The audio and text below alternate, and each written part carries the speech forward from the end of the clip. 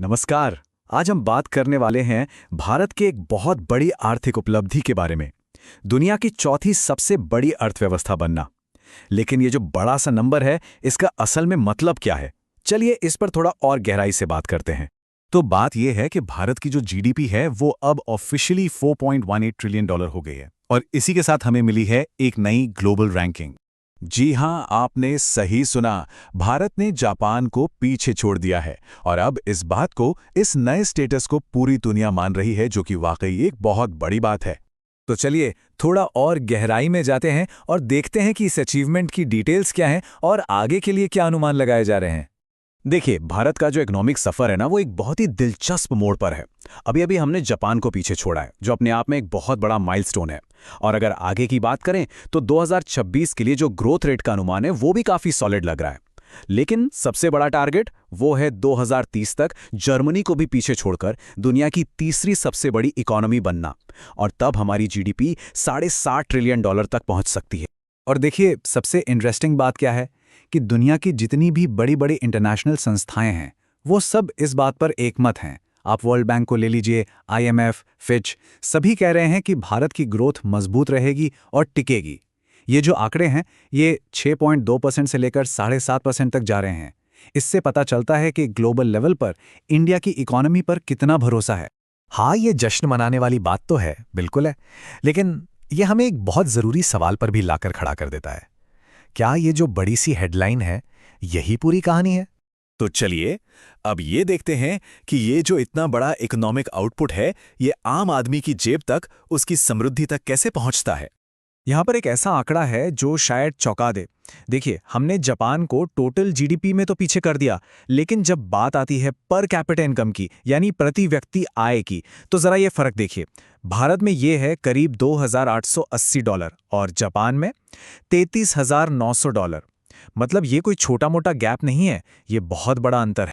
तो सबसे जरूरी बात ये समझनी होगी कि इतनी बड़ी रैंकिंग के बावजूद भारत को आज भी लोअर मिडिल इनकम देश माना जाता है। और असलियत तो ये है कि देश की करीब करीब 70% आबादी रोज के सिर्फ 100 से 150 रुपए में गुजारा कर रही है। चलिए अब एक और बहुत बड़ी चुनौती की बात करते हैं। इसे कहते हैं जॉबलेस ग्रोथ का पैराडॉक्स। मतलब इकोनॉमी तो भाग रही है, पर क्या नौकरियां भी उसी स्पीड से बन रही हैं?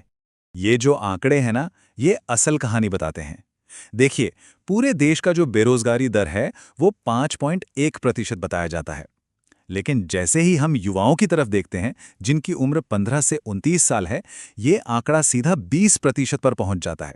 और जो पढ़े लिखे ग्रेजुएट्स हैं, उनके लिए तो हालत और भी खराब है। ये रेट 30% है। ये वाकई में एक बहुत सीरियस सिचुएशन है। तो सवाल उठता है कि ऐसा क्यों है? इसके पीछे कई बड़े कारण हैं। पहला तो है स्किल का गैप। हमारी जो एजुकेशन है वो रटने पर ज्यादा फोकस करती है, जबकि इंडस्ट्री को आज डेटा एनालिस्ट और ग्रीन टेक जैसी नई स्किल्स चाहिए।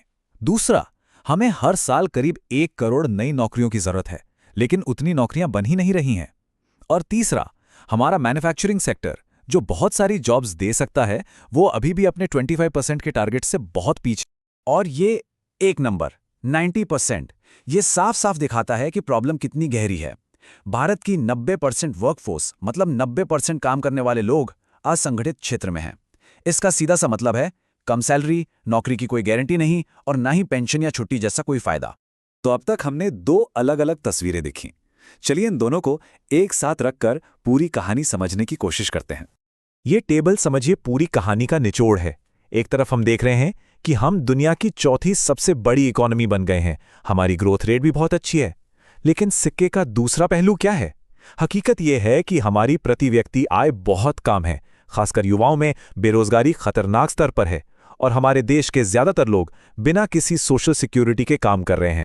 और ये बात इस पूरी चर्चा का सार है। असल मुद्दा ये नहीं है कि हम चौथे नंबर पर हैं या तीसरे पर। असली सवाल तो ये है कि देश में विकास कितना हो रहा है, नौकरियां कितनी बन रही हैं और हर एक इंसान की आमदनी कितनी बढ़ रही है।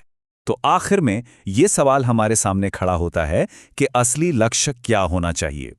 सिर्फ दुनिया की सबसे बड़ी अर्थव्यवस्था बनना या अपने नागरिकों को सबसे समृद्ध और खुशहाल बनाना? ऐसी ही जानकारी के लिए सब्सक्राइब कीजिए ऑल कैन स्टडी को। धन्यवाद। चलिए अगले वीडियो में मिलते हैं।